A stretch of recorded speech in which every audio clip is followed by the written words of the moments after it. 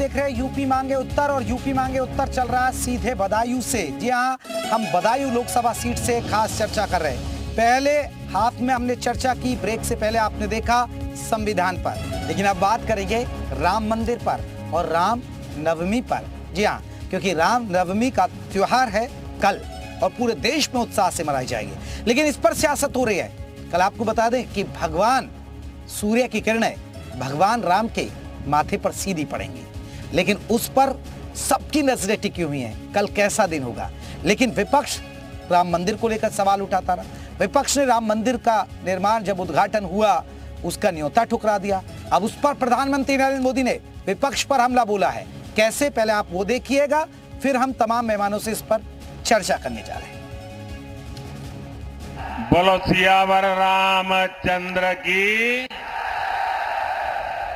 साथियों, कल रामनवमी का पावन पर्व है। सूर्य की किरणें कल अयोध्या में रामलला के मस्तक का विशेष अभिषेक करेंगी।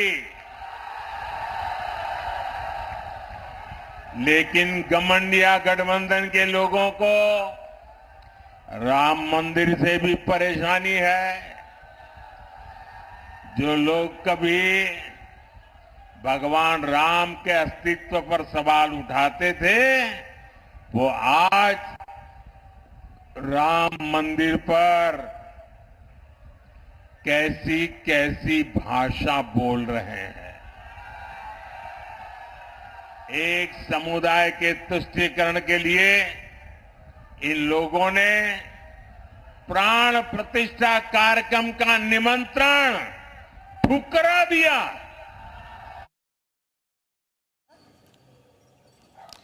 तो चलिए, अब हमारे जो महत्वपूर्ण सवाल है जिसके इर्द गिर्द हमारी ये चर्चा होने वाली है, वो महत्वपूर्ण सवाल हम बता दें जो अभी हम बात कर रहे हैं। राम से दूरी, विपक्ष की चुनावी मजबूरी।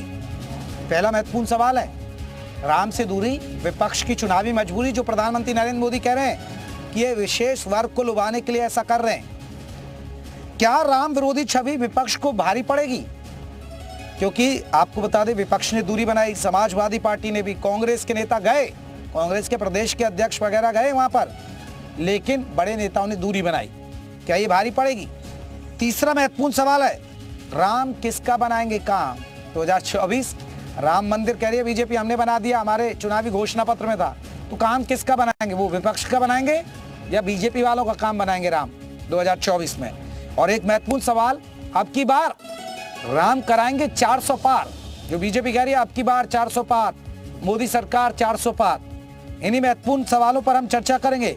लेकिन आपको बता दें, हमारे साथ कई खास मेहमान जुड़ गए। एक बार जल्दी से मेहमानों का परिचय करा दूं, साथ ही साथ आपको अयोध्या के भी दर्शन कराएंगे, क्योंकि नीतीश पांडे भी हमारे साथ, हमारे सहयोगी अयोध्या से जुड़ गए।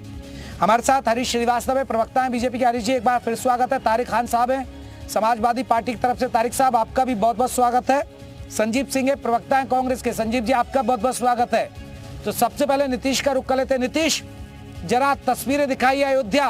कल राम नवमी का त्योहार है, उत्सव है, लाखों लोग पहुंच रहे हैं, कैसा माहौल है अयोध्या का? जेपी, सीधे तस्वीरें दिखाते हैं। इस वक्त देखिए, जो हम सड़क है जहां पर हम मौजूद हैं वो राम मंदिर की ओर जाती है और आपको ये भीड़ दिखाई देगी। ये भक्तों की भीड़ है और जिस तरह के इंतजाम है वो भी हम आपको दिखा रहे हैं। मैटिंग की गई है, रेड कारपेट लगाया गया है भक्तों के आगमन के लिए। इसके अलावा बैरिकेडिंग की गई है और हर तरफ आपको साज सज्जा और उत्सव सा माहौल एक बार फिर से दिखाई देगा। सामने ये हनुमानगढ़ी की तस्वीरें आपको देखिए, पूरी तरह से जगमग लाइट से हनुमानगढ़ी। और अगर दूसरी ओर बात करें तो रामलला के मंदिर की ओर जाने वाला ये मार्ग पूरी तरह से आपको जो जगमग रोशनी है उससे नहाया हुआ दिखाई देगा। तो हर ओर आपको विशेष छटा दिखाई देगी। और जेपी, मैं आपको बताऊं कि ऐसा कहा जाता है कि जब सारे तीर्थ लोगों के पाप धोकर काले पड़ जाते हैं तो रामनवमी के दिन अयोध्या में सारे तीर्थों का आगमन होता है। एक मान्यता और है कि यहाँ पर अगर बात करें तो कथाएं कही जाती हैं कि तीर्थराज प्रयाग भी यहाँ पर आते हैं और उनके साथ एक कथा कही जाती है कि जो सरयू नदी है उसके उस पार तीर्थ राज्य प्रयाग काले हो जाते हैं, लेकिन जैसे ही सरयू में प्रवेश करते हैं अपने घोड़े के साथ फिर से श्वेत हो जाते हैं। तो संदेश सिर्फ इतना होता है कि जो पूरे साल लोगों के पाप धोने का काम करते हैं, उनके पाप धोने के बाद जब वो काले पड़ जाते हैं तो वो रामनवमी को अयोध्या में आकर उन पापों का भी गमन करते हैं और फिर से श्वेत होकर यहाँ से वापस लौटते हैं। तो सरयू स्नान की भी परंपरा है यहाँ पर, लिहाजा सरयू के किनारे पर भी ठीक आपको है। ये तस्वीरें हम देख रहे हैं, ये अब तस्वीरें देख रहे हैं, बिल्कुल ये देखिए विशेष छटा में आपको दिखा रहे हैं। मैं लौटूंगा आपके पास, मैं आपके पास लौटूंगा। हमारे साथ मेहमान भी जुड़े हुए हैं, तारिक साहब जुड़े हुए हैं समाजवादी पार्टी की तरफ से, कांग्रेस की तरफ से हमारे साथ आपको बता दें संजीव जी जुड़े हुए हैं, हरीश श्रीवास्तव जी बीजेपी की तरफ से जुड़े हैं। तारिक साहब बड़ा अच्छा माहौल है, हमारे सहयोगी दिखा भी रहे हैं। भेज दीजिए, अखिलेश यादव जी दर्शन कर लेंगे रामलला के। बीजेपी को मौका नहीं मिलेगा कि विपक्ष दूरी बना रहा राम से।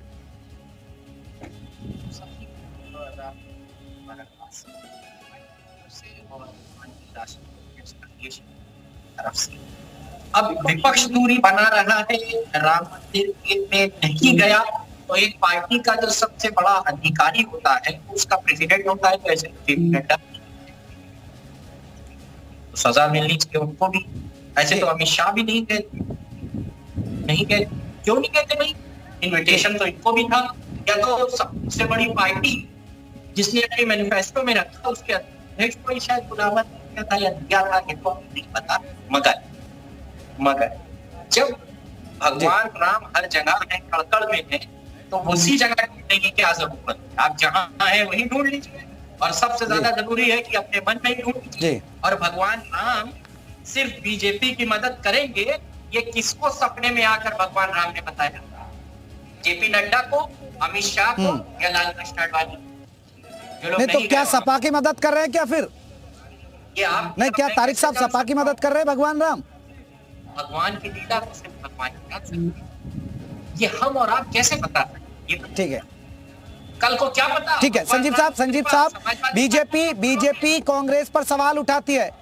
ठीक है तारिक साहब, मैं आ रहा हूं। बीजेपी कांग्रेस पर सवाल उठाती है कि देखिए ये राम मंदिर के विरोधी हैं, ये राम का विरोध करते हैं, ये राम के अस्तित्व को ही नकारते हैं। सर, कांग्रेस पर सीधा आरोप लगाती है हमेशा से बीजेपी।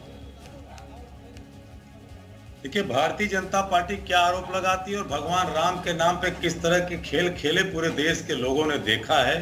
चंदा से लेके जमीन तक के लेकर के हमारे लिए भगवान राम आस्था के विषय हैं और भगवान राम रोम रोम में रहते हैं। पूरे दुनिया के लोग उनकी पूजा करते हैं, केवल हिंदू ही नहीं। अल्लामा इकबाल ने बहुत बड़ी बात कही थी, वो भी मैं आपके सामने कहता हूँ। दूसरी तरफ आपने जो इशू रखा है, मैं सवाल पूछना चाहता हूं आपसे भी और एंकर महोदय थोड़ा जो सब्जबाग बना करके जी न्यूज प्रस्तुत कर रहा है और भारतीय जनता पार्टी से भी, इस जब सुप्रीम कोर्ट ने ये जजमेंट दिया कि भगवान राम का भव्य मंदिर अयोध्या में बनना चाहिए, तो क्या सुप्रीम कोर्ट ने ये कहा था क्या कि सारे लोग वहां जाने चाहिए, कि ये सरकारी कार्यक्रम था क्या? नहीं ना। सुप्रीम कोर्ट ने ट्रस्ट की व्यवस्था की और उस ट्रस्ट के द्वारा लोगों को आमंत्रित किया गया। कांग्रेस पार्टी के प्रदेश अध्यक्ष और तमाम नेता गए। अगर ये कहा जाए कि विपक्ष के लोग नहीं आए तो इस देश के गृह मंत्री अमित शाह नहीं है, तो इसका क्या मतलब है कि क्या वो हिंदू विरोधी है, वो भगवान राम विरोधी है? दूसरी तरफ उसी ट्रस्ट ने, उसी सुप्रीम कोर्ट ने कहा कि मस्जिद बनने के लिए भी ट्रस्ट होनी चाहिए। आज उस मस्जिद का नक्शा तक की सरकार हिम्मत नहीं होती और वहीं प्रधानमंत्री जी आबू धाबी में चले। नहीं संजीव साहब वो ठीक है। संजीव साहब आपने बहुत अच्छा मुद्दा उठाया। संजीव साहब आपने बहुत एक सेकंड में जोड़ दो सवाल, फिर आप ही बोलिए, आपको ही तो मौका दे रहा हूँ सर। 5 सेकंड खत्म करने दीजिए। मैं ये कहता हूँ कि हमारे प्रधानमंत्री स्वामी नारायण संस्था का मंदिर आबू धाबी में दिया, उस सरकार का हम शुक्रगुजार हैं। लेकिन वही अगर सरकार वहां का आबू धाबी का अगर शासक ये पूछते, राष्ट्रपति प्रधानमंत्री पूछते कि भाई मोदी जी हम तो अपने क्षेत्र में आपका मंदिर बनवाते हैं, लेकिन आप क्या सुप्रीम कोर्ट ने जो जजमेंट दिया आप मुसलमानों के लिए मस्जिद कब बनवाओगे? यहाँ ये चुप हो जाएंगे। दूसरी तरफ प्रधानमंत्री कहते हैं कि साहब एक समाज को, तो प्रधानमंत्री का ये वक्तव्य देश को शर्मसार करता है, भगवान राम की उस मर्यादा को खंडित करता है जो तुलसीदास ने कहा था कि सब। ठीक है संजीव साहब आप सही कह रहे हैं, आपने हर बात सही कही। संजीव साहब एक बात बताइए, जब आप ये मुद्दे उठा रहे हैं फिर आप ये क्यों बीजेपी पर आरोप लगाते हैं? आप कह रहे गृह मंत्री नहीं गए, ये नहीं गए, जाना कोई जरूरी नहीं, सुप्रीम कोर्ट ने नहीं कहा, लेकिन फिर आप ये क्यों कहते हैं कि बीजेपी सियासत कर रही है, बीजेपी इस मुद्दे को बुना रही है, राम के नाम पर वोट ले रही है? फिर आपको क्या तकलीफ हो रही है सर? ये मुद्दा उठाइए आप। अच्छा लगा। आप सुनिए ना, यही बात तो प्रधानमंत्री जी कह रहे हैं कि हमारे विपक्षियों को कितनी तकलीफ है। तो प्रधानमंत्री जी, आपके अमित शाह को क्या तकलीफ थी? यही कह रहा हूं कि ऐसी तमाम संस्थाएं हैं, हम आप जानते हैं, तमाम मंदिरों की, मस्जिदों की उनके आयोजन होते हैं। वो ऐसे तमाम राजनयिकों को बुलाते हैं, लोग जाते भी हैं आस्थावान, जिनके पास समय नहीं होता वो अरे सर आपकी तरह न्योता कोई नहीं ठुकराता सर, न्योता कोई नहीं ठुकराता है सर। निमंत्रण तो आपके घर पर कोई दुश्मन भी आएगा तो आप स्वीकार करेंगे। शादी का कार्ड आपके घर आएगा तो आप उसे स्वीकार करेंगे और कहेंगे कि मैं आऊं या ना आऊं, भाई साहब जरूर आऊंगा। चले, मैं एक हरीश श्रीवास्तव जी, अरे सर आप तो ऑफिशियली जानकारी देते हैं। हरीश श्रीवास्तव जी जवाब देंगे एक बार संजीव जी की बात का। भारतीय जनता पार्टी शंकराचार्यों का अपमान ठीक है, या पांचवें शंकर नरेंद्र मोदी जी है। ठीक है हरीश जी, हाँ तो आप बोल देते ना, आप बोल देते कि हम शंकराचार्य जी नहीं जा रहे, इसलिए हम नहीं जा रहे, इसलिए न्योता ठुकराते हैं। आपने तो ऑफिशियली जानकारी दी कि हम न्योता ठुकराते हैं। हरीश श्रीवास्तव जी, देखिए कांग्रेस पार्टी की डिस्प्रेशन में समझ सकता हूँ।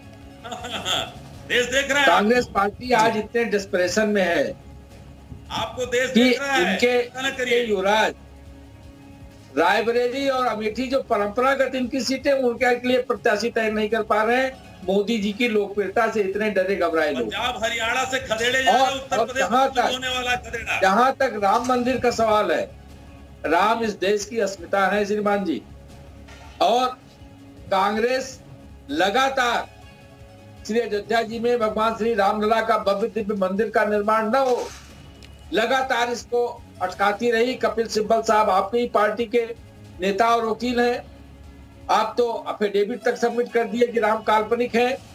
और जब ये आपको प्रायश्चित करने का मौका आया, आपके लिए और समाजवादी पार्टी दोनों के लिए, उन्होंने राम भक्तों पे गोलियां चलवाई थी और आप हमेशा उसको लटकाते रहे कि मंदिर निर्माण न हो पाए। तब दोनों में यह नैतिक बल नहीं था कि जाकर के भगवान श्री रामलला के दरबार में मत्था टेक लेते। ये हर दिल के अजीज हैं भगवान राम, हर दिल में बसते हैं। आप ये कहते हैं कि केवल कहते हैं कि मानते भी हैं।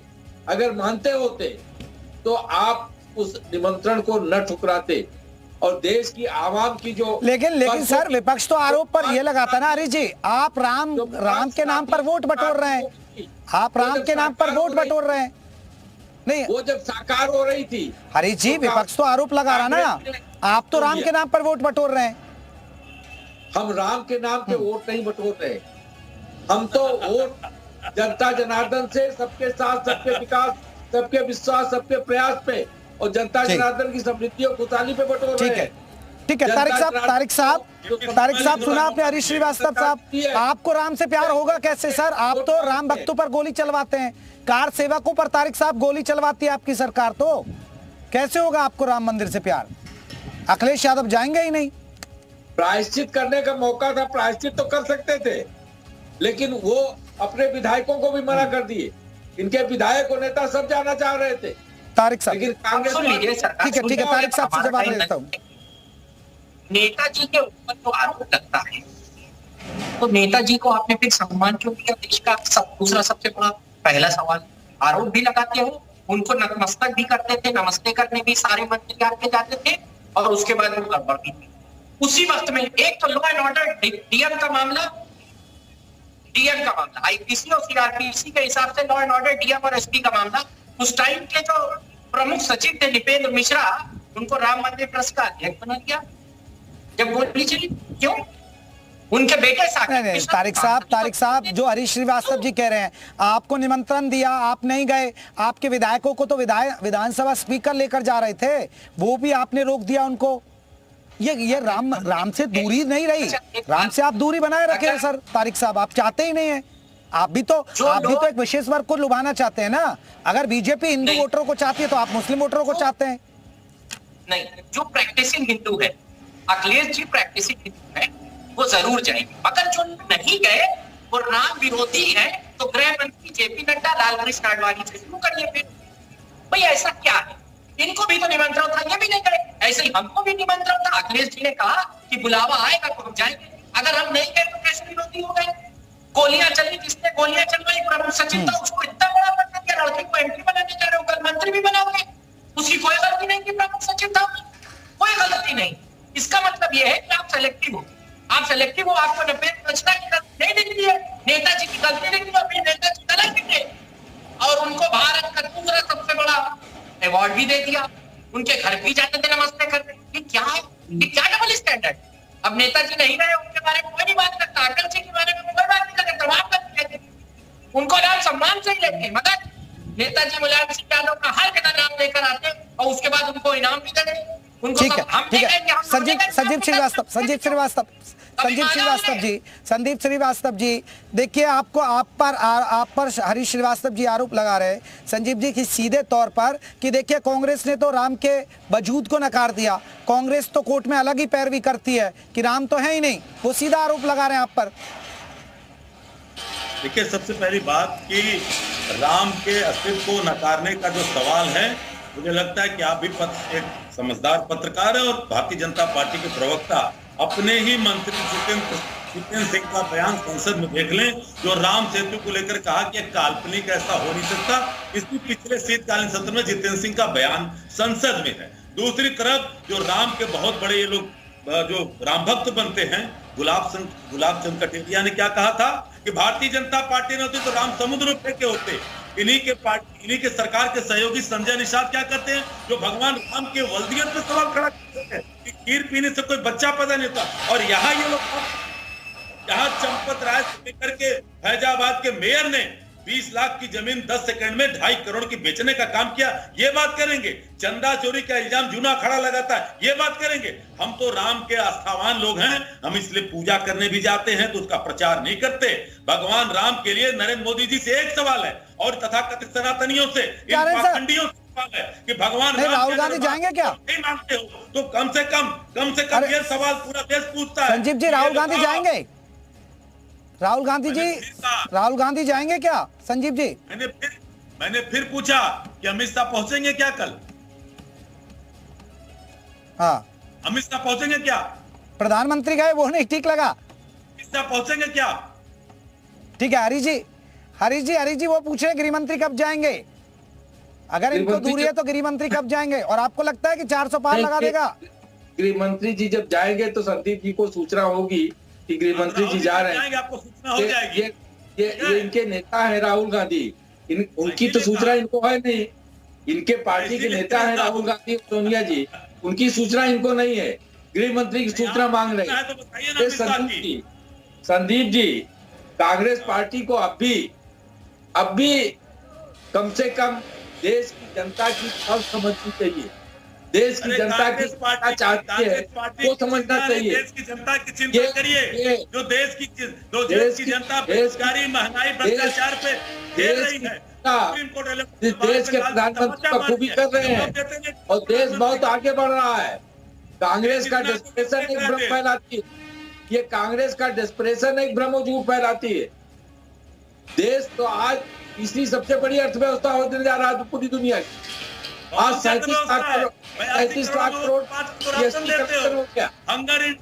आज 37 लाख करोड़ जीएसटी कलेक्शन हो गया।